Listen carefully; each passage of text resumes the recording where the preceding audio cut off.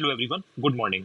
ये बहुत ही important video है। इसमें मैं एपीओ का 2022 का पेपर को सॉल्व कराने वाला हूँ। ठीक है, इसमें 50 क्वेश्चन होंगे जीएस के। ट्राई करूंगा 25 को करा दूं, इसमें नेक्स्ट वीडियो में 25 करा दूंगा, सो दैट आपको समझ में भी आएगा, आप याद भी कर पाओगे, रिटेन कर पाओगे।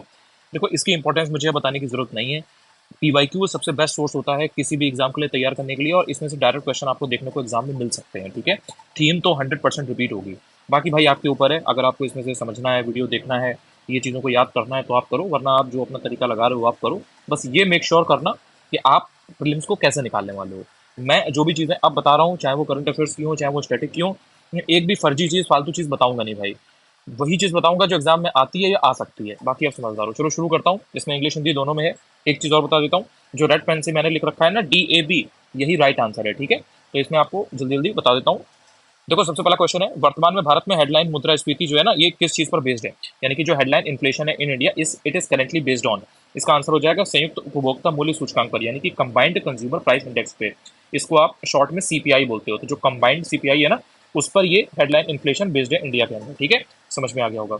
इसके बाद है कि पंजाब का जो रोहतास दुर्ग है, इसका निर्माणकर्ता कौन था? यानी कि पंजाब के रोहतास दुर्ग को किसने बनवाया था? ठीक है, Rohtas fort in Punjab was constructed by, तो ये है शेरशाह सूरी। याद रखिएगा, शेरशाह सूरी। मैंने आपको 50 बार बताया है, जो लोग मेरे पुराने व्यूअर हैं वो जानते हैं, मैंने उनको बता रखा है कि भाई शेरशाह सूरी बहुत इंपॉर्टेंट है। इससे रिलेटेड ये चीज़ें अक्सर पूछते आए और ये आगे भी पूछेंगे। तो शेरशाह सूरी के बारे में देख लीजिए, एपीओ में डायरेक्ट क्वेश्चन आया हुआ है। इसके बाद थर्ड क्वेश्चन है, नीचे दो कथन आपको दिए गए हैं, एक असर्शन है, एक रीजन है। ठीक है, यानी कि एक आपका अभिकथन है, एक उसका कारण है। तो ये असर्शन रीजन का क्वेश्चन है। अब इसमें क्या बोला है इन्होंने? इन्होंने बोला है कि जो जेनेटिक्स या अनुवांशिकता है, ये माता पिता से संतानों तक वंशागति प्रतिरूप में लक्षणों की भिन्नता का अध्ययन है। ठीक है भाई, रीजन इसका ये दिया है कि जो वंशागति है वो एक पीढ़ी से दूसरी पीढ़ी में, यानी कि एक जनरेशन से दूसरी जनरेशन में लक्षणों के स्थानांतरण की एक प्रोसेस है। अब इसका सही आंसर क्या है? इसका आंसर है बी। इसका मतलब ये है कि दोनों के दोनों सत्य हैं, और आर जो है ना, यानी कि जो रीजन दिया गया है, वो असर्शन की सही व्याख्या करता है। मतलब अब इंग्लिश में भी एक बार देख लो, genetics is study of pattern of inheritance and variation of characters from the parents to offspring. ठीक है भाई, इसमें तो ऐसा कुछ है नहीं। ठीक है, सही है ये। इसके बाद inheritance is the process of transfer of characters from one generation to the next generation. ये भी ठीक है भाई, यही रीजन है, इसी की वजह से ये चीज है। इसमें क्या गलत है? मतलब इसमें कुछ ऐसी चीज तो है नहीं कि इसमें एक सही होता दूसरा गलत होता, या उसका रीजन ना बता रहा होता। भाई ये जो चीज लिखी है इसी का ये रीजन बता रहा है। सिंपल यहाँ पे है। ये देखो, इस तरीके के जो क्वेश्चन होते हैं ना, काफी लोगों ने पूछा था कि स्टेटमेंट और असर्शन वाले जो रीजन होते हैं उसको कैसे करें। देखो, इसमें क्या होता है ना, इसमें जो डेटा आपके पास है, जैसे असर्शन आपके पास है, रीजन आपके पास है, अब इसमें जो चीजें इन्होंने बताई हैं, सिर्फ इसके बेसिस पे आपको आंसर निकालना है कि भाई इसमें से हम असर्शन और रीजन को क्या मान सकते हैं। आपको जो नॉलेज है उसको आप नहीं देखोगे, आप इसमें ये देखोगे इसमें जो बताया है उसके बेसिस पे हमारे पास डेटा क्या है। अगर ओवर थिंक करोगे अपनी नॉलेज के हिसाब से तो ये क्वेश्चन हमेशा गलत होंगे, लेकिन जो इसमें लिखा है उसके हिसाब से केवल जाओगे, जो लिखा है उसे हम सही या गलत मान रहे हैं, आपका आंसर हमेशा सही निकलेगा। तो ये स्टेटमेंट असर्शन वाले रीजन में जो डेटा हो उसी के हिसाब से खेलना होता है। ठीक है, इसके अंदर चौथा क्वेश्चन है, ध्यान से देखो। उत्तर प्रदेश की जो विधानसभा चुनाव है 2022 वाले, 2022 का पेपर है ये, एपीओ का विधानसभा चुनाव उसमें हुए थे। उसमें आपका जब योगी जी दोबारा से चुने गए थे, तभी जो इन्होंने क्वेश्चन पूछ लिया है। अब इसका है कि विभिन्न राजनीतिक दलों के द्वारा जीते गए सीटों के संदर्भ में निम्नलिखित में से एक सही नहीं है। तो इसमें कौन सा सही नहीं है? जो सुहेलदेव भारतीय समाज पार्टी है ना, इसको 5 सीटें मिली हैं, ये सही नहीं है, ये गलत है बेसिकली। सही कौन कौन से हैं? जैसे राष्ट्रीय लोक दल है, इसको 8 सीटें मिली थी। जनसत्ता दल लोकतांत्रिक है, इसको 2 सीटें मिली थी। या फिर जो निर्बल इंडिया शोषित हमारा आम दल है, इसको 6 सीटें मिली थी। तो इसमें आपको याद रखना है, ये आपको दल वगैरह दिए गए हैं, तो इसमें जो सही ऑप्शन है वो ये हो जाएगा, सुहेलदेव भारतीय समाज पार्टी, इसको इतनी सीटें नहीं मिली थी। इसके बाद आ जाता है कि भारत के संविधान स्वीकृति की तिथि जो कि संविधान की उद्देशिका में वर्णित है, यानी कि the date for the adoption of the constitution mentioned in the preamble to the constitution of India is 26 November 1949। 26 November 1949 ये आपको याद होना चाहिए, और 26 जनवरी 1950 ये भी आपको याद होना चाहिए। बहुत बेसिक डेट है, कोई ऐसी मतलब इसमें रॉकेट साइंस नहीं है, आपको पता है भाई। इसमें आप काट भी सकते हो, जैसे 15 अगस्त 1947 उस दिन तो भारत आपका स्वतंत्र हुआ था ना, और 26 जनवरी 1950 को क्या हुआ तो आप जानते ही हो, आपको गणतंत्र दिवस है। तो 26 जनवरी 1949 जो है वो एकमात्र मेन बसता है, बाकी उपरोक्त में से कोई नहीं वाला ऑप्शन तो वैसे भी आपका अलग ही था। तो इस तरह से भी आप थोड़ा भी, अगर आपने हल्का फुल्का भी पढ़ रखा है तो आप दिमाग लगा करके आंसर निकाल ले जाओगे। इसके बाद नेक्स्ट क्वेश्चन है कि निम्नलिखित में से कौन सा सही सुमेलित नहीं है? अब इसमें ध्यान से देखो, जो श्रृंगी रामपुर है ना, ये श्रावस्ती, ये गलत है, ये गलत है, ये सही नहीं है। इसके अलावा अगर आप देखोगे लोधेश्वर महादेव का जो मंदिर है ये बाराबंकी में है। ठीक है भाई, बिल्कुल सही है। श्रृंगवेरपुर की बात करोगे तो ये प्रयागराज में है, ये भी बिल्कुल सही है। दाऊजी की बात करोगे तो दाऊजी मथुरा में है, ये भी बिल्कुल सही है। लेकिन जो श्रृंगी रामपुर है ना, ये श्रावस्ती में नहीं है, तो ये गलत हो गया आपका। ठीक है, यहाँ पर ये इंग्लिश में लिखा हुआ है तो आपको कोई प्रॉब्लम नहीं आएगी, आई गेस। इसके बाद है कि निम्नलिखित में से कौन सी विश्व की सबसे लंबी पर्वत श्रृंखला है? Which one of the following is the longest mountain chain in the world? ठीक है, इंडीज जो है ना, इंडीज माउंटेन्स, ये आपकी सबसे लंबी है। मतलब लंबी की बात जब भी कभी आएगी तो इंडीज बहुत पहले से आप पढ़ते चले आ रहे हो। हिमालय लंबा नहीं है, रॉकी की आप बात करोगे लंबा नहीं है, आल्प्स लंबा नहीं है, इंडीज सबसे लंबा है। तो इस तरह से आपको याद रखना है। इसके बाद बात आती है निम्नलिखित में से किसने 1857 के विद्रोह को राष्ट्रीय विद्रोह कहा था, यानी कि नेशनल अपराइजिंग कहा था 1857 के रिवोल्ट को किसने, ये पूछा जा रहा है आपसे। तो इसमें आंसर हो जाएगा बेंजामिन डिसरेली। जो बेंजामिन डिसरायली है, इन्होंने बोला था कि ये नेशनल अपराइजिंग है। ठीक है, तो ये याद रखना बहुत इंपॉर्टेंट है। अब इससे आपने एक चीज पकड़ी, जो 1857 का रिवोल्ट है ना भाई, ये बहुत इंपॉर्टेंट है, इससे रिपीटेडली क्वेश्चन आ रहे हैं। तो अगर मान लो एक्जैक्टली ये क्वेश्चन आ गया तो ठीक है भाई, कॉपी पेस्ट हो गया। अगर एक्जैक्टली ये क्वेश्चन नहीं भी आया और आपसे 1857 का रिवोल्ट पूछ रहा है, that is your repeated theme. तो अगर आप 1857 यहाँ से पढ़ के जा रहे हो तो कहीं ना कहीं आपको क्वेश्चन गलत नहीं होगा फिर। तो ये होता है पीवाईक्यू को करने का फायदा। इसके बाद नेक्स्ट क्वेश्चन है कि समुद्री ज्वार का कारण क्या होता है। इसका आंसर हो जाएगा गुरुत्वाकर्षण या पारस्परिक क्रिया, यानी कि the ocean tides are due to gravitational interaction. तो ये बहुत बेसिक सा है, आप बचपन से पढ़ते चले आ रहे हो, इतना कोई नया क्वेश्चन नहीं है। इसके बाद है कि 1887 में किस वायसरॉय के शासनकाल में इलाहाबाद विश्वविद्यालय की स्थापना हुई थी, यानी कि जो इलाहाबाद यूनिवर्सिटी है ना, इसकी स्थापना किस वायसरॉय के शासनकाल में हुई थी 1887 में, यानी कि इन 1887 during the tenure of which viceroy was the Allahabad university established. तो ये आपका हो जाएगा लॉर्ड डफरिन। डफरिन याद रखना, डफर से डफरिन याद कर सकते हो, बस याद करने के लिए बता रहा हूँ। Obviously he was not a duffer, but ठीक है, वो भी डफरिन को याद कर सकते हो इस हिसाब से। इलाहाबाद यूनिवर्सिटी की स्थापना किसके समय पे हुई थी, डफरिन के टाइम पे हुई थी। और यहीं से ऐसे भी याद रख सकते हो कि जैसे 1887 में हुई है, तो 1885 में क्या था, इंडियन नेशनल कांग्रेस की स्थापना हुई थी, आईएनसी। आईएनसी तो आपको सबको मालूम है, राहुल गांधी जी को याद कर लीजिएगा। इसके बाद बात आती है 11वें क्वेश्चन की। इसमें क्या है, इसमें उन्होंने शासक दिए गए हैं राजवंशों के, यानी कि जो रूलिंग डायनेस्टी है वो दी गई है, और कैपिटल्स दी गई हैं। इसमें आपको मैच द फॉलोइंग करना था। अब इसमें आंसर इसका हो जाएगा डी। डी का मतलब क्या है, ए का 4। ए का 4 मतलब पांड्या का मदुरई। बी का हो जाएगा 3, तो बी का हो जाएगा 3 यादव देवगिरी। ये आप अलाउद्दीन खिलजी के बारे में पढ़ते हो तो आप ये देवगिरी के यादव, देवगिरी लूट कर, वो कहता नहीं उससे, जो उसका ससुर होता है कि देवगिरी, इतना मतलब जब उससे बोलता है कि तुमने हमको बताया नहीं और तुम सीधे सीधे यहाँ आ गए, तो वो अलाउद्दीन जो होता है, रणवीर सिंह उसमें आई थिंक एक्ट किया है, तो वो बोलता है कि इतना सारा खजाना देवगिरी से लूट कर हम आप ही के लिए तो लाए हैं, ये ऐसे करके होता है ना। तो देवगिरी, अगर वहां पर ध्यान से मूवी देखी होती तो देवगिरी इज द प्लेस। तो देवगिरी आपका हो जाएगा यादव वाला। पांडे आपने मदुरई मदुरई लगा लिया। सी का हो जाएगा 2। अब ये जो काकती है ये हो जाएगा आपका वारंगल। और इसके बाद जो आपका लास्ट में बचा पल्लव, ये आपका हो जाएगा पल्लव कांचीपुरम। आप इसमें एक बात ध्यान रखना, जितने भी ये ऑप्शंस आप यहाँ देख रहे हो ये नए ऑप्शंस नहीं है।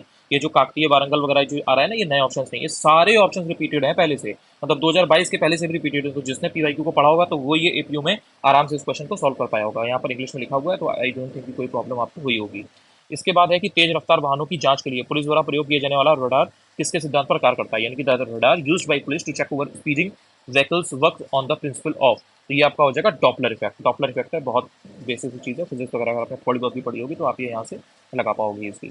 इसके बाद आप ऑप्शंस को एलिमिनेट भी कर सकते हो, जैसे कूलम्ब इफेक्ट नहीं हो सकता भाई, रमन इफेक्ट अलग चीज़ होती है, इंडक्शन इफेक्ट अलग चीज़ होती है, तो फिर क्या बचा, डॉपलर इफेक्ट बचा। उसी में आप, अगर आप डॉपलर इफेक्ट का कॉन्सेप्ट जानते हो तुरंत आप इसमें आंसर लगा दोगे। इसके बाद आ जाता है कि जियोमरा कास्ट्रो निम्नलिखित में से किस देश की पहली महिला राष्ट्रपति बनी है। आंसर है होंडुरास, यानी कि Xiomara Castro became the first female president of which of the following country. तो ये आपका हो जाएगा होंडुरास। अब इसमें एक चीज नोटिस करने की, समझो, देश की पहली महिला राष्ट्रपति पूछा है, मतलब एक तो देश की राष्ट्रपति पूछा है, ऊपर से महिला, वो भी पहली।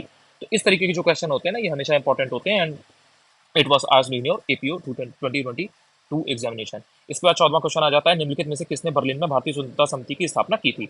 आंसर इसका है लाला हरदयाल, यानी कि लाला हरदयाल जी ने बर्लिन में, बर्लिन कहाँ है, जर्मनी में, भारतीय स्वतंत्रता समिति की स्थापना की थी, यानी कि who among the following formed Indian independence committee in Berlin. तो ये हो जाएगा आपका लाला हरदयाल। इसके बाद नेक्स्ट क्वेश्चन है आपका कि निम्नलिखित में से कौन सी प्रशांत महासागर की धारा नहीं है, ये बताना है कि नहीं है। तो जो बेंगुला की धारा है ना, यानी कि जो बेंगला स्ट्रीम है, ये प्रशांत महासागर की धारा नहीं है। कौन कौन सी है, दक्षिण भूमध्य रेखीय धारा है, उत्तरी भूमध्य रेखीय धारा है, और जो पेरू की धारा है ये भी प्रशांत महासागर की धारा है, यानी कि विच of the following is not a current of Pacific ocean. तो इसमें जो बेंगला स्ट्रीम है ये नहीं है, बाकी पेरू वाली भी है, साउथ इक्वेटोरियल स्ट्रीम भी है, नॉर्दर्न इक्वेटोरियल स्ट्रीम भी है। ठीक है, आई डोंट थिंक कि इसमें कोई प्रॉब्लम होगी। अब एक चीज पकड़ने की कोशिश करो, थोड़ा थोड़ा बताता जा रहा हूँ, मुझे नहीं पता कि आपको वीडियो कितना अच्छा लग रहा है, लेकिन बहुत मतलब समझ लो एकदम पूरी जान झोंक रहा हूँ इसमें, पूरा इंपॉर्टेंट से लेकर के हर चीज इसी में मिक्स करके बता रहा हूँ, सो दैट आप कहीं से भी गलत ना करो चीजें। अगर आप फोकस करोगे तो जो धाराएं होती हैं, जो ओशियन करंट्स होती हैं, ये पूछता है, और ये इनका पिछले 10-12 सालों का पैटर्न है। अगर आपने एक बार ओशियन करंट्स वगैरह को पढ़ लिया, जो भी 10-12 हैं, या आपने सारी गर्म पढ़ ली है, सारी आपने ठंडी पढ़ ली, तो उसमें से आप इजीली एलिमिनेट कर ले जाओगे। अब आपको अगर पता है कि बेंगलोर ठंडी है कि गर्म है, या फिर पेरू का आपको पता है ठंडी है कि गर्म, तो आप बहुत इजीली फिगर आउट कर ले जाओगे। थोड़ा बहुत भी अगर आपने मैपिंग कर रखी है ना, तो आप उसमें इजीली डिसाइड कर देख लोगे कि पैसिफिक ओशियन किधर है, अटलांटिक ओशियन किधर है। ठीक है, 16वें क्वेश्चन की बात करते हैं। निम्नलिखित में से किसने एहोल अभिलेख की रचना की है, यानी कि who among the following wrote the Aihole inscription. Answer इसका हो जाएगा रवि कीर्ति। रवि कीर्ति का एहोल अभिलेख है। मैंने आपको पहले भी बताया है कि अभिलेख जो है बहुत इंपॉर्टेंट होते हैं, और अभिलेख 10-12 हैं। ठीक है, मेन मेन जो अभिलेख है उनको रट लो, उनको रट लोगे, उन्हीं में से आपको कोई ना कोई ऑप्शन मिल जाएगा। तो ये जो एक्सक्यूज मी। तो ये जो आपका रवि कीर्ति है, इनका है एहोल अभिलेख। डाटा रखा है, तुरंत यहाँ पर आपको मुश्किल से 5 या 10 सेकंड लगेंगे, आप आगे बढ़ जाओगे। तो ये आपका क्वेश्चन हो गया है यहाँ से। इसके बाद बात आती है मॉन्टेग्यू चेम्सफोर्ड सुधारों की। ये 1919 का ऑब्वियसली। अब इसमें भी आपने एक चीज देखी होगी कि जो 1999 है, 1999 है और जो 1919 है, यानी कि मॉन्टेग्यू चेम्सफोर्ड सुधार यानी कि रिफॉर्म्स, और जो आपके मॉर्लेमेंटो रिफॉर्म्स हैं, इनके बारे में क्वेश्चन पूछता ही पूछता है। तब इन्होंने ये पूछा कि जो मॉन्टेग्यू चेम्सफोर्ड रिफॉर्म्स हैं, इनका उद्देश्य क्या था, क्या इनका ऑब्जेक्टिव था। तो इनका ऑब्जेक्टिव ये था कि दोहरी शासन प्रणाली को लागू करना, यानी कि डायरकी को प्रोवाइड करना। ये मेन पर्पस था मॉन्टेग्यू चेम्सफोर्ड रिफॉर्म्स का, जो 1919 में थी। इसके बाद बात आती है कि राष्ट्रीय मानवाधिकार आयोग, यानी कि जो नेशनल ह्यूमन राइट्स कमीशन है, जिसको आप एनएचआरसी बोलते हो, ठीक है ब्रो। इसके संदर्भ में उन्होंने 2 स्टेटमेंट दिए हैं और बोला है तो कि क्या सही है क्या गलत है। तो इसमें जो आंसर होगा वो केवल दूसरा वाला सही होगा, यानी कि यह एक संवैधिक निकाय है, यानी कि एक स्टैट्यूटरी बॉडी है। स्टैट्यूटरी बॉडी है, याद रखना, ठीक है। और इसमें उन्होंने जो डेट दी है कि 2 अक्टूबर 1993 में इसकी स्थापना की गई थी, ये गलत है। तो ये देख लो, फैक्ट में भी थोड़ा सा खेलते हैं, कभी कभी ये चीज़ गलत दे देते हैं। लेकिन ये एक संवैधानिक निकाय है, संवैधानिक निकाय है, स्टैट्यूटरी बॉडी है, ये इंपॉर्टेंट है। तो ये आपको याद रखना है, ठीक है। एनएचआरसी के बारे में बात हो रही थी। इसके बाद बात हो रही है कि मुंबई का जो गेटवे ऑफ इंडिया है, इसका वास्तुकार कौन था, यानी कि इसका जो आर्किटेक्ट है वो कौन था। Who was the architect of Mumbai's gateway of India. तो ये आपका आंसर हो जाएगा George Wittet. George Wittet is the right answer. तो ये नया क्वेश्चन है, बहुत इंपॉर्टेंट क्वेश्चन है, याद रखना। इसके बाद इंपॉर्टेंट मैंने आपको बता रखा है कि जो भीमराव अम्बेडकर वगैरह हैं, इनके इनके ऊपर अलग से क्वेश्चंस आते हैं। मेरी अगर इंपॉर्टेंट टॉपिक की पीडीएफ अगर आपके पास है, जो मैंने 1 साल पहले दे दी थी, तो ये सब टॉपिक आपने पढ़ रखे होंगे ऑब्वियसली। तो ये जो भीमराव अम्बेडकर है, इनके बारे में पूछा गया कौन सी स्टेटमेंट जो है सही है। दोनों की दोनों स्टेटमेंट सही है। इसमें क्या स्टेटमेंट है वो देखो। पहली है कि उन्होंने इंडिपेंडेंट लेबर पार्टी का गठन किया था। हाँ भाई किया था, ये तो बहुत इंपॉर्टेंट है, पता ही है, पढ़ाई है हम लोगों ने। इसके अलावा उन्होंने 1945 में people's education society of India की स्थापना की, ये भी सही है। फिर से देख लो, with reference to the B R Ambedkar which of the following statements are correct. He form the independent labour party, very very important. Independent labour party याद रखना, भीमराव अम्बेडकर की है। इसके बाद he founded the people's education society of India in 1945। कब है? 1945 में। क्या है? Independent people's education society of India. तो ये दोनों के दोनों ऑप्शन सही है। भीमराव अम्बेडकर बहुत ही नोटेबल पर्सनैलिटी है, इनके बारे में दिस क्वेश्चन वाज आस्क्ड, ठीक है। इसके बाद में आपका 21वां क्वेश्चन क्या है? 21वां क्वेश्चन है कि जो जन्म दर है, इसके संदर्भ में इन्होंने 2 स्टेटमेंट दिए हैं कि जो नगरीकरण है, ये जन्म दर को कम करने में सहायक है। यानी कि अगर बहुत ज्यादा अर्बनाइजेशन होता है तो ये बर्थ रेट को कम करने में सहायक है, ठीक है। उच्च साक्षरता दर का निम्न जन्म दर से प्रत्यक्ष संबंध है। यानी कि अगर बहुत ज्यादा हाई लिटरेसी रेट होती है तो जो बर्थ रेट है वो कम हो जाती है। भाई सीधी सी बात है, इंसान अगर पढ़ा लिखा होगा तो ये बात जान जाएगा कि भाई 6 6 8 8 10 10 बच्चे नहीं करने हैं, ठीक है। ये बेसिकली इसका एकदम लेमन्स लैंग्वेज में मतलब है। और अर्बनाइजेशन बहुत ज्यादा जब होता है तो वो बर्थ रेट को कम करने में सहायक है, क्योंकि अर्बनाइजेशन बहुत ज्यादा चीजें डेवलप हो रही है, कोई कंट्री बहुत ज्यादा डेवलप कर रही है, तो वो फिर बर्थ रेट वहाँ पर धीरे धीरे कहीं ना कहीं कम रहती है। वो 1 बच्चे 2 बच्चे होंगे, उसी में they are happy, they are contented. उनको नहीं जरूरत है कि 4 बच्चे 8 बच्चे हों। जहाँ पर जनरली देखा जाता है कि जहाँ पर गरीबी होती है, जहाँ पर रिसोर्सेज की कमी होती है, वहाँ पर फिर 4 बच्चे 6 बच्चे 8 बच्चों वाला कॉन्सेप्ट होता है। क्योंकि कहीं ना कहीं पेरेंट्स को ये लगता है कि यार अगर 4 लड़के होंगे 4 लड़कियाँ होंगी तो दे विल हेल्प अस। तो फिर ये एक बहुत बड़ा रीजन होता है वहाँ पर पॉवर्टी, फिर वो लुक चलता चला जाता है। फिर उनके लिए फिर उनकी जो लाइफ स्टाइल है, जो उनके पूरे उनका जो क्वालिटी ऑफ लाइफ है, वो फिर उनकी गिरती चली जाती है। अब इसमें दोनों ही स्टेटमेंट सही है, मैंने आपको समझा के पूरा बता दिया। अब इसमें बताओ कहीं से भी कोई डाउट है? दोनों के दोनों स्टेटमेंट सही है इसमें, ठीक है। With reference to the birth rate which of the following statements are correct. पहला है urbanisation helps in reducing the birth rate, okay ठीक है। High literacy rate is directly related to low birth rate, बिल्कुल ठीक है, कोई दिक्कत नहीं है। इसके बाद है कि स्वर्गीय लता मंगेशकर जी के संदर्भ में है, कौन से कथन इन्होंने पूछे हैं। 2 स्टेटमेंट इन्होंने दे रखी है। अब इसमें इन्होंने दिया है कि वे 1989 में दादा साहब फाल्के पुरस्कार से की प्राप्त करता थी। और सेकंड है, उन्होंने राष्ट्रपति डॉक्टर प्रणब मुखर्जी से भारत रत्न प्राप्त किया था। अब देखो, ये वाला आपको हो सकता है पता हो चाहे ना पता हो, लेकिन ये तो आपको पता है ना कि भाई भारत रत्न उन्हें प्राप्त मिला था। अब इसमें थोड़ा चांसेस इस चीज के कम है कि वो यहाँ पर डॉक्टर प्रणब मुखर्जी की जगह किसी और का नाम दे देंगे और ये गलत कर देंगे क्वेश्चन। तो यहाँ पर आपको ध्यान रखना है बहुत, इसमें आपको बहुत एक होता नहीं है कि अपनी पैनी नज़र के साथ ध्यान देना है। भाई डॉक्टर प्रणब मुखर्जी, आप मतलब अभी जैसे मान लो कि 2024 है, ये एग्जाम जब हुआ था 2022 में हुआ था। आप ये बताओ कि जो डॉक्टर प्रणब मुखर्जी हैं, ये कितने साल पहले राष्ट्रपति रहे थे, कितने साल पहले प्रेसिडेंट रहे थे। और जब इनको भारत रत्न मिला था वो तो बहुत साल पहले मिला था। मतलब अगर अभी इधर 4 5 6 सालों में अगर आपको मिला होता इनको भारत रत्न लता मंगेशकर जी को स्वर्गीय, तो आपको पता होता। इसका मतलब ये है कि जो केवल पहली वाली जो स्टेटमेंट है ना वो सही है, यानी कि ये वाली गलत है। क्योंकि प्रणब मुखर्जी साहब जो है ना वो बहुत बाद में जाकर के अभी प्रेसिडेंट बने, वो पहले नहीं बने हैं। जबकि जो इनको भारत रत्न है वो पहले मिल गया था। तो अगर आपने थोड़ा बहुत भी कॉमन सेंस अपना लगा रखा है ना, तो आप आराम से चीजें निकाल ले जाओगे। अब ये स्टेटमेंट गलत हो गई, आराम से आप इसमें जो पहला वाला है उसको आप मान लोगे कि भाई 1989 के टाइम पे दादा साहब फाल्के पुरस्कार उनको मिला था। तो ये सही हो गया, ये गलत हो गया, आपका केवल केवल एक आंसर आ गया। समझ पा रहे हो मैं क्या कह रहा हूँ? भाई प्रणब मुखर्जी साहब बाद में बने हैं और भारत रत्न इनको पहले ही मिल गया था, इतनी सी बात है। इसके बाद 23 जो क्वेश्चन है उसको देखिए। भारत में जो बीमा क्षेत्र है उसको संविधान की किस अनुसूची में सूचीबद्ध किया गया है?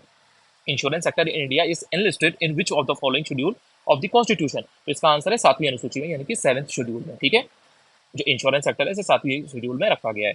देन इसके बाद आ जाएगा निम्नलिखित में से कौन सा एक सही सम्मिलित नहीं है। इसमें जो डी ऑप्शन है वो सही सम्मिलित नहीं है, यानी कि जो 98 वाला है ना ये गलत है। इसके अलावा जितने भी है वो सही है। जैसे कि 19 जो आर्टिकल 99 है, इसमें क्या है, सदस्यों के द्वारा शपथ या प्रतिज्ञान, यानी कि ओथ और अफर्मेशन बाय द मेंबर्स, ये किसमें है, आर्टिकल 99 में। इसके अलावा जो 89 है उसमें क्या है, the chairman and the deputy chairman of the council of states, यानी कि जो राज्यसभा के सभापति और उपसभापति होते हैं ना, ये आर्टिकल 89 में है। और जो आर्टिकल 93 है उसमें लोकसभा के अध्यक्ष एंड उपाध्यक्ष है, यानी कि जो लोकसभा के स्पीकर एंड डेप्यूटी स्पीकर होते हैं वो है। तो 93 सही है, 89 सही है, 99 सही है, ये तीनों बिल्कुल सही है। लेकिन जो ये वाले हैं ये गलत है। और ये सब जो है ना, ये मैंने आपको पहले भी बताए हुए हैं कि भाई लोकसभा अध्यक्ष के बारे में थोड़ा सा पढ़ लो, उसका थोड़ा सा आर्टिकल्स, राज्यसभा में सभापति वगैरह के बारे में देख लो, और जो मेंबर्स वगैरह हैं उनका। और ये आर्टिकल मैंने बता रखे हैं कि भाई 94 है, 96 है, 99 है, इवन 78 है, 88 है, ये इंपॉर्टेंट है। ये पहले कहीं ना कहीं एक दो बार ऑप्शन में आए हैं, इसलिए ये इंपॉर्टेंट है। और ये देखो यहाँ पे पूछा भी गया है। इसके बाद आपका हो जाएगा पेडोलॉजी अध्ययन है, यानी कि पेडोलॉजी जो है ना, ये किस चीज़ की स्टडी को बोलते हैं। तो जो सॉइल होती है, मिट्टी होती है, इसकी स्टडी को हम पेडोलॉजी बोलते हैं। ये वीडियो आपको कैसा लगा जरूर बताइएगा। अगर आप पहली बार चैनल पर आए हो तो आप चाहें तो चैनल को सब्सक्राइब भी कर सकते हैं। मेरा भी कहीं ना कहीं ये जो मोरल है वो बूस्ट होता है, मुझे भी अच्छा लगता है कि यार जो चीज़ें मैं बताने की कोशिश कर रहा हूँ वो कहीं ना कहीं आपको हेल्प कर रही है। टेलीग्राम जरूर ज्वाइन कर लेना, यही सेम इसी नाम से है, AC ऑफिशियल, यानी कि Anuj Chaturvedi official. Thank you so much यार, चलो बाय।